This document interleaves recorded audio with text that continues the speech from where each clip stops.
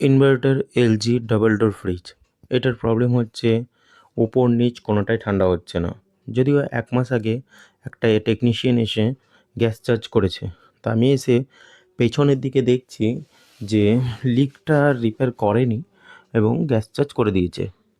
তো মেনলি আমি লিক পাচ্ছি কনডেন্সারের এই যে ইভাপোরেট করে যেটা জলে চোবানো থাকে। তো এই পাইপটা মেনলি রয়েছে দেখছি জিআই পাইপের।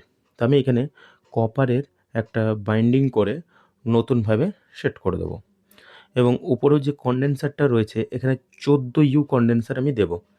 তো 14 ইউ কনডেন্সার বসিয়ে দিলাম এবং নতুন একটা ফিল্টার বসিয়ে দেবো।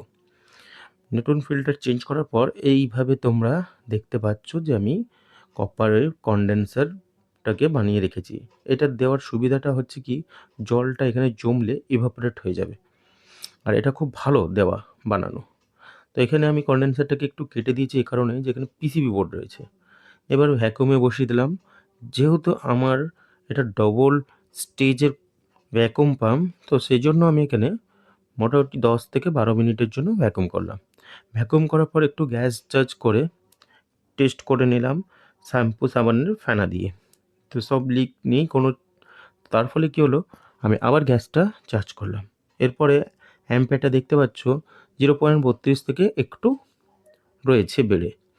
এরপর উপর নিচে ঠান্ডাটা একটু দেখে নেব। যখন আমার গ্যাস চার্জ করা হয়ে গেল, তো এসে আমি দেখছি হ্যাঁ, ওপরে ভালো ঠান্ডা চলে এসছে এবং নিচেও বেশ আগের মতনই ঠান্ডা চলে এসছে।